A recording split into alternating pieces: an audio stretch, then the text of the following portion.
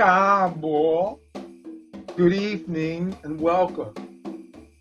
I am Alashe Michael Oshoosi, and it is my pleasure to present a video for you on the occasion of the conference called Reimaging Black Mental Health, and it is sponsored by the Restorative Justice Oakland Youth. And that organization was kind enough to invite me to address the topic of ancestral reverence and ancestral veneration, which is something that I teach in a class.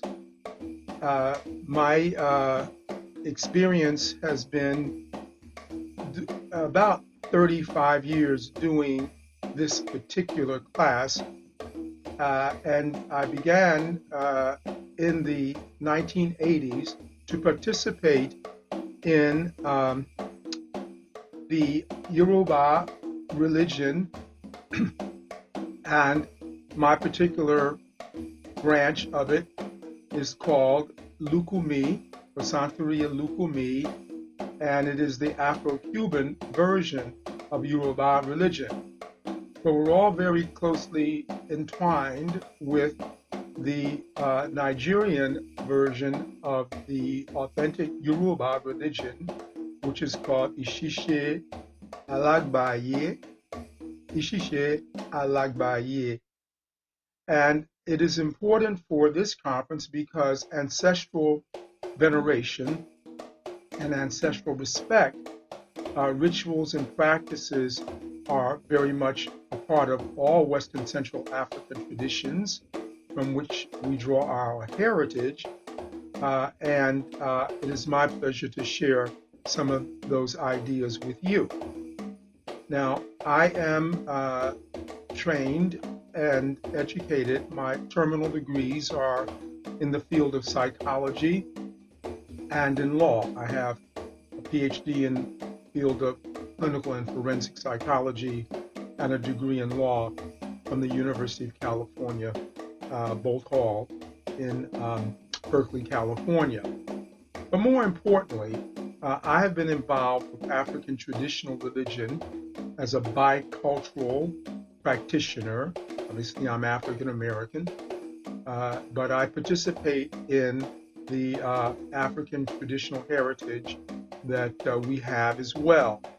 And I've been doing that since about 1983.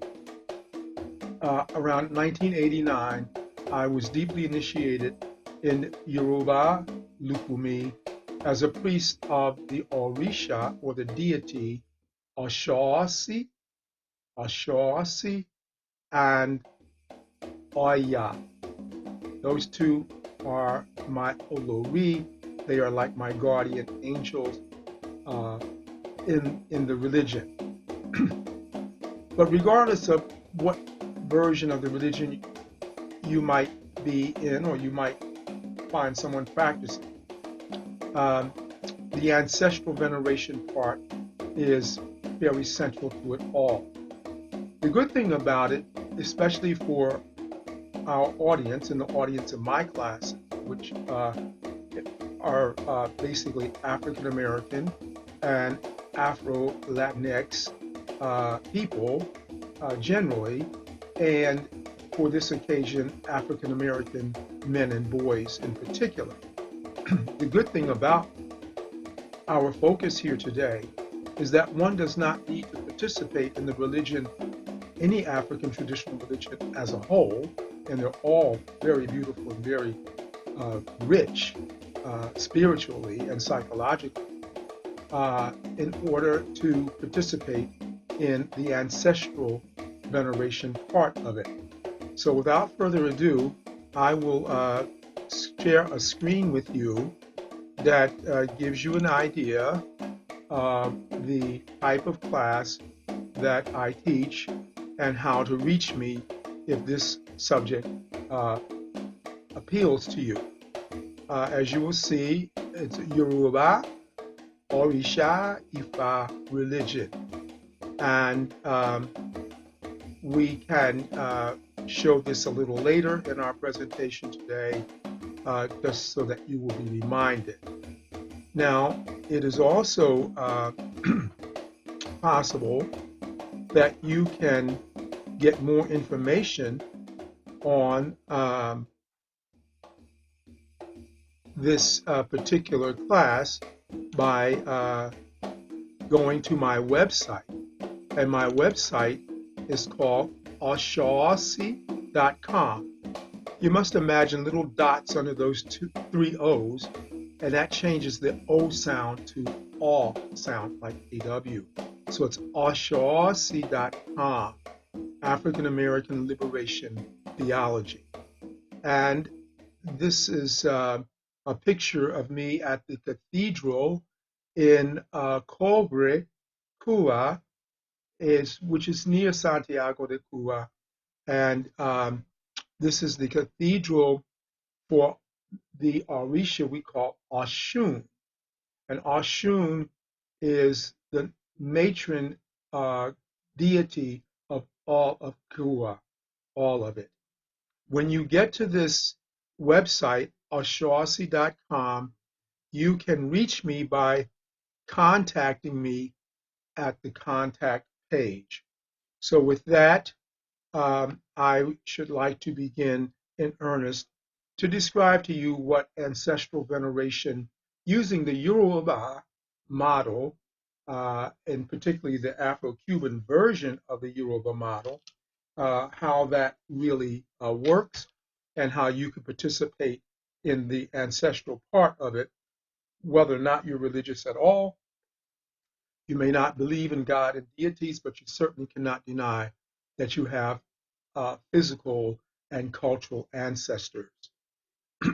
So with that, I will move on to the slideshow, which captures much of what we will be discussing in a class if you should choose to participate in such a class. Now, the slideshow should begin here in earnest, and you will see that we entitle it Ancestral Veneration Class, and with it, you will see that some of the graphics in the slideshow are not owned by me, but I use them under the fair use doctrine of United States copyright law. All right, so let's begin. My benchmark for describing the transition from African traditional culture into African American culture is the year 1600. Now that year is arbitrary, but basically it means that this was the time, let's put it this way, the time before this year, there was not that much in the way of European penetration of the African continent. Of course, there was some involvement of Europeans, in fact, in the Congo as far back as 1440 or 1450. But European settlements on the coast of Africa really began in earnest in the 16th century and on into 1600. That also marks a time in West and Central Africa, which is where our heritage lies. Uh, this was a time of the end of the great empires of West Africa. The Ghanaian Empire goes back to the time of Christ, or what is reputedly the time of Christ, all the way through about 900 in the Common Era. Mali, as we will see, was extant in the 14th, 15th, 16th centuries, and it overlapped with the Songhai Empire, which itself ended in the mid 17th century. So the Ghanaian Empire was traditional African religion. The Malian Empire and the Songhai Empire had the political class, the rulership, the royalty uh, classes within these empires were Muslims, and the populace as a whole were a mixture of Muslims and traditional African religious practitioners. So with that, we can take a look at a few maps, and let's see, there we go. Here we see a generalized picture of far West Africa. You will recognize Nigeria is down in this area, and that's where the Yoruba people are mostly located, though in some other places as well. But this map is a historical map. So you will see the Kingdom of Dahomey, which is very similar to Yoruba culture. And you will see the Ashanti Empire, 1700 to about 1896. And that is in the area of what we now call the country of Ghana. As I mentioned earlier, you see the area of the Songhai Empire and the Malian Empire and the ancient Ghanaian Empire.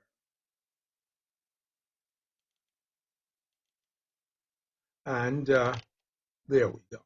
So this is another map, again, 1625, that shows you some of the kingdoms, not just the empires of Mali, Songhai, and the Fulo, from which we get the term Fulani.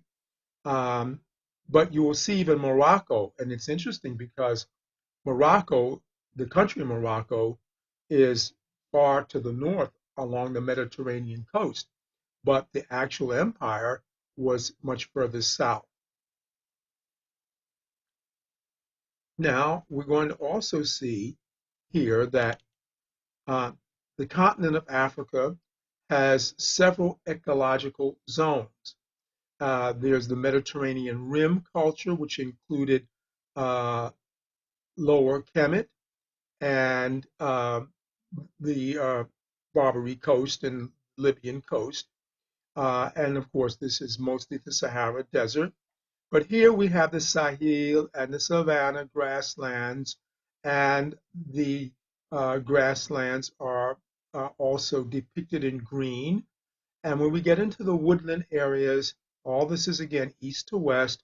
The woodland areas are in a dark green, and when we get into the tropical forest areas, they are depicted in dark blue.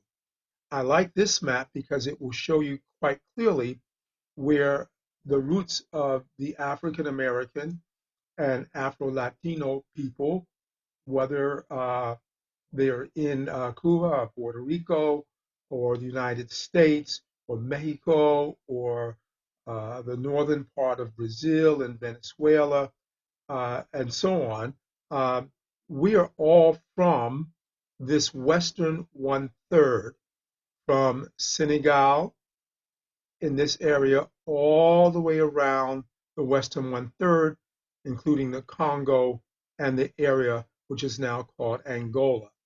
So this green, the dark green, captures a large part of that.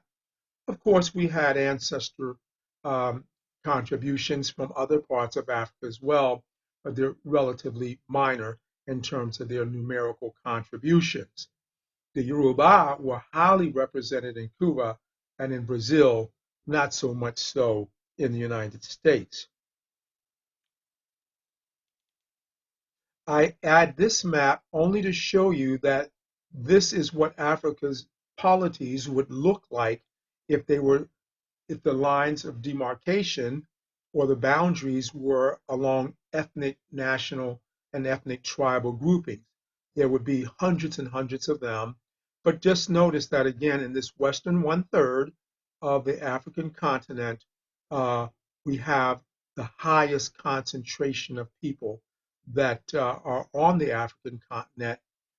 And this is the area from whence we were drawn, and soon after 1600, about 1/3 of the Africans were to become African American, not just in the United States. That's kind of a myopic view of what America means. But what I mean is that we were brought into the diaspora of South America, Latin America, the Caribbean islands, and the United States. Now, our culture traditionally has been called spiritist and animist. We tended to focus on biology, botany, animal husbandry, uh, agriculture, and our religions reflected our relationship with nature as a whole and the cosmos as a whole. Our people recognize uh, the field and the facts of astronomy, not so much astrology. That's something else, but certainly astronomy in our religions because we have references to stars and the moon and the sun and so on and so forth. And so we had a very good idea of the heaven above, or Orun, as we call it. And with that, we also recognize there's a heaven below and the recesses of the earth and under the ocean where our ancestral spirits also reside. Our people traditionally were quite sociable, and we will show slides that sort of depict that. Well, here's a little ideal African American family.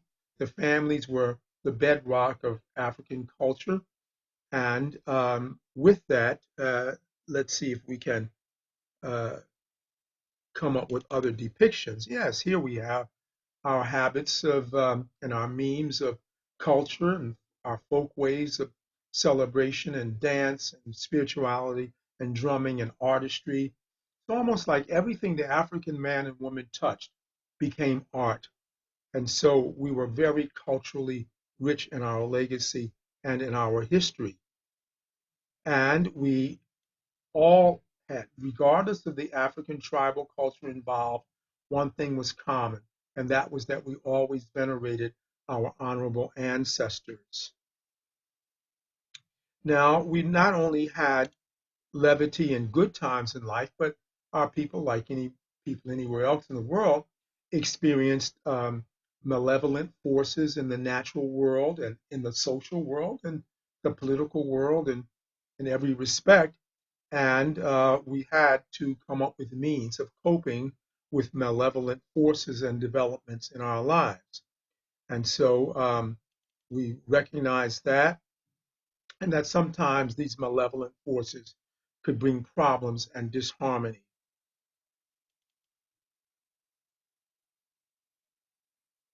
Behind every event that we saw that was of note, we would also want to clear up the mysteries of what spiritual forces were operating behind the scenes in order to cause that event or that thing that we saw with our own eyes or heard with our ears. And if we were troubled by malevolent forces or misfortune, sicknesses, illnesses, catastrophes, dangers, we would often uh, rely on our, let's see what we can do here, get our diviners. Where did we have? There we are. We would get our diviners. Now, in Yoruba culture, we would call them babalawos. Now, this is quite a caricature of a diviner because this diviner is actually responding to the existence of all these malevolent forces, and this diviner has decided that he is going to get to the bottom of it and find out what needs to be done by the people in order to quiet the malevolent forces and to bring back harmony and good fortune to the people. So that's where we are with that. And as you can see, when the work was done and the offerings were made and the prayers were said and the sacrifices were rendered, things usually worked out for the best and there would be harmony again. And for our African American boys and men, um, this is what our traditional culture looked like, at least among the Yoruba. But all over Western Central Africa, whether regardless of what country you're in, our people were very refined. Our spirituality was very sophisticated, and we thrived. But we also had conflicts, and those conflicts involved intertribal wars, which set us up for rigorous exploitation by the capitalist Europeans who capitalized on the slave trade, not only in Africa, but everywhere else in the world. And they created a great discord and great misery for us, as I'm sure you're well aware.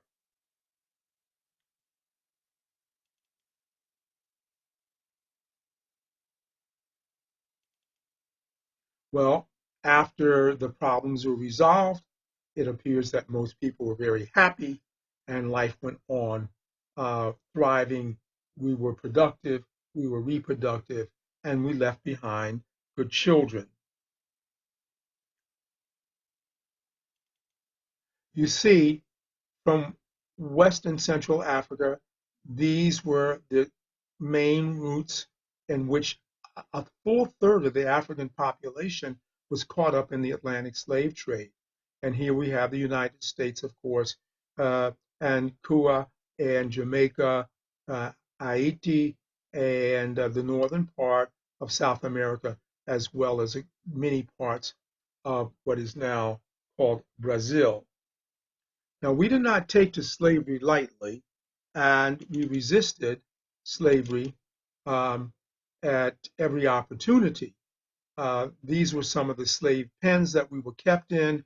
Our ancestors suffered greatly, but they were put in these slave holding pens basically to restore their health and to fatten them up so that they would be more valuable for sale.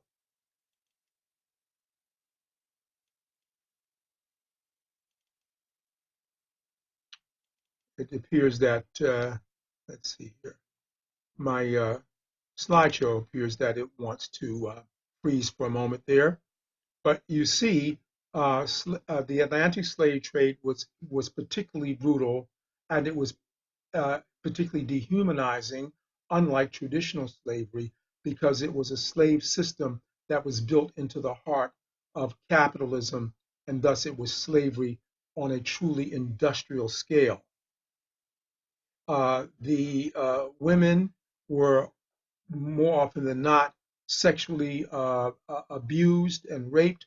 And this was not only for the carnal lust of the European traders, but also to demoralize the women and the children and the men and to convince them that there was no way that they could exercise any power. But that didn't stop our people from rebelling, and rebelling they did. And rebellions occurred all the time, and these were, for example, rebellions on the slave ships. There were rebellions in the Caribbean islands and in the United States. Wherever slavery was, there were rebellions.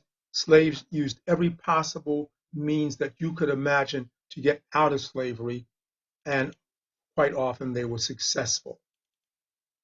Men and women alike led slave rebellions and participated in them. This is a reenactment that's done each year in the state of Louisiana. Here are some monuments to some of the women revolutionaries and militants who resisted slavery and often gave their lives in the process of doing that. In Cuba, this is a particularly important painting. It shows a slave rebellion that was led in the 1840s by Afro-Cubanos. And here is a woman named Carlota Lucumi, just like our version of the religion, Lucumi. Carlota Lucumi was a revolutionary leader who led a slave revolt. She was eventually killed fighting the Spanish in Cuba, but not before she took a number of heads. She is dressed in yellow because she was a priestess of the Orisha Oshun, whom I mentioned earlier, and she is aided by another black woman uh, rebel leader who is consecrated to the Orisha Yemoja. Yemoja's colors are blue and white. Their open road for their success in their rebellions was created by this Orisha figure, Elegua, or Leegua, as it would be said in Cuba, Elegua, and that is the owner of roads and communications and opportunities. Now I want to go, if I may, to the actual veneration part of the ancestors and what is actually taught in the class that I do. And let's go to, say, slide number 50. Here we see that we would recite an ijuba, that is a mantra, and we would sort of heat our heads up and put ourselves in the right mental state in order to be reverent and spiritual as we addressed our honored ancestors. Here is an example of a small ancestral altar. Um, this one in one of my properties is located that in its own area, but it's small because that particular place that I live here is small, so the ancestral altar is small. But this is my family ancestors. We call Egungun, Egungun, and my family goes back to 1680 on the eastern shore of Maryland. So my lineage, and I know all my leading ancestors' names back to 1680 or 1683, and that's rare, but that makes us the oldest African American family in the United States that is continuous. There may be one family that's older, that's the Tuckers, whose roots are traced back to about the 1640s, they believe, but they're from the eastern shore of Virginia, so we're all within 50 miles of each other. This was the original area that African servants, some slaves, but in many cases, quasi freedmen or servants, indentured servants, were populating the Chesapeake Bay area and that's eastern shore of Maryland and the eastern shore of Virginia. Here you see a table, which is an ancestral altar. We call it in Yoruba an ojo room or an ile room, and in Cuba it is called a boveda or sarasa. This is a place where we get to see our ancestors and to feed them and to pray to them and to do divination with them. And that's taught in the class. It's one thing to pray to your honored ancestors, and that's wonderful. It's one thing to propitiate them and to honor them. But how much more important is it for you to know the key to how to get them to speak back to you?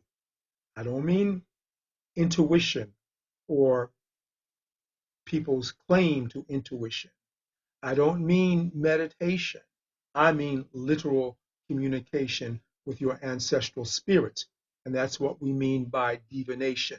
We will put important questions to them, and you will be able to get yes and no answers to important questions. But the technique takes some learning. There are many ways to do divination in our African tradition, and this will be another version of that picture. You see, we have food on the altar, have liquor, whatever they like, cigars, candles, which is not traditionally African, but in Afro-Cuba, because of the Catholic influences, candles came into some of the iconography of ancestral reverence. And There is a bowl for cleansing. These are herbs in that water. And that little figure on the floor is called an antenna, which has a special spiritual significance. Just think of it as like an airport landing strip at night. You know how they light up the runway so that the pilots can see how to land. This little antenna, or like veves in Voodoo, which is very closely related to Yoruba, this is a place, a landing strip, as it were, for our spiritual ancestors to know to come to this place where we are, and we can see their faces, and we or when you address somebody, you're looking at their face or their eyes, and that's why it's called Ojo Orun. Oju Oju Orun. Oju Run means Oju is eyes or face. And so it just means you're facing your ancestors and looking in their eyes. And you're going to, again, be reverent with them. You can certainly meditate there, but as importantly, you can for sure do divination there and sing songs and teach your children some of the nice songs that we learn and so on. We can do this as a group. This is a sarasa or a group altar, and it's for our national ancestor. For example, in this case, this was done during Black History Month at a local college, and the students have their pictures of their relatives on the altar. But we have the picture, of course, of Malcolm X and Martin Luther King Jr. To signify that we not only venerate our personal ancestors, but we also venerate our national heroes and heroines. Now what I'm going to show you, and I hope that you can see this, these little pieces, you see some are dark. See the back side of the coconut shell is dark. The other side is painted white. It's already light, but it's painted white with a chalk. So you have two sides, a dark and a light. Here all light sides are showing, like there. Here 3 light sides are showing and 1 dark. Here 3 dark, 1 light. 2 dark and 2 light, and all dark. And these ways of letting the coconut shells fall after we've asked a question will indicate to us whether the answer was yes or no. And that, again, is a technique that must be studied, but it really works. And when you get into a dialogue and the right frame of mind with your ancestral altar and your dialogue with them, it's pretty amazing self-cultivation and awareness that can occur, and contentment in your heart. This is an ancestral staff, an opaiku, okay, or opaegun, or ancestral staff, and it's used for pounding on the ground or the floor to help to call your honored ancestors when you're in a very reverent mood or very reverent ceremony. And that's pretty much it as far as the class goes. Now, I want to conclude by reminding you that our ancestral reverence practices were not just something that was left in Africa. We continued with those practices in the United States as well. But we did it in such a way that we did not have the benefit of our African languages and our African concepts, yet we carried on through our cultural subconscious and our folkways carryovers with ancestral veneration. For example, some of you will probably have grandparents or great-grandparents, or even maybe parents and uncles and aunts, that in their home you will see a mantelpiece, and on that mantelpiece will be pictures of the dearly departed in that family, and they might have trinkets or mementos or keepsakes up there. That altar could also be in the bedroom, on the chest of drawers, or the vanity or the bureaus. There, any tabletop would certainly work, and we did it all the time. We had ways of recording our ancestral lineages, our African American ancestral lineages, and we did it by recording the births of our children, our marriages, our dates of death, our family relations and family trees. We would often record these in the front covers or the back covers of our family Bibles. We had time to talk about our remembered ancestors around the dinner table, especially on Sundays or Sunday evenings, or we would just informally celebrate them by talking about them in our social environments, in barbershops or beauty parlors. And we certainly celebrated our honored ancestors on Memorial Day. In other words, we as African Americans started in large numbers to create nuclear families right after the Civil War was over. So Black American family building was mainly the process that took place between 1865 and 1965. And prior to that, there were slave marriages, but in conditions of slavery, those families were oppressed indeed and could be broken up at the whim and the arbitrary and capricious decisions of the slave masters and the slave mistresses. About 20% of our people were also so-called freedmen, subject to great racist discrimination, of course. And where we were in communities of freedmen, we would form families, nuclear families, and we would carry on our traditions, and we would practice Christianity for the most part.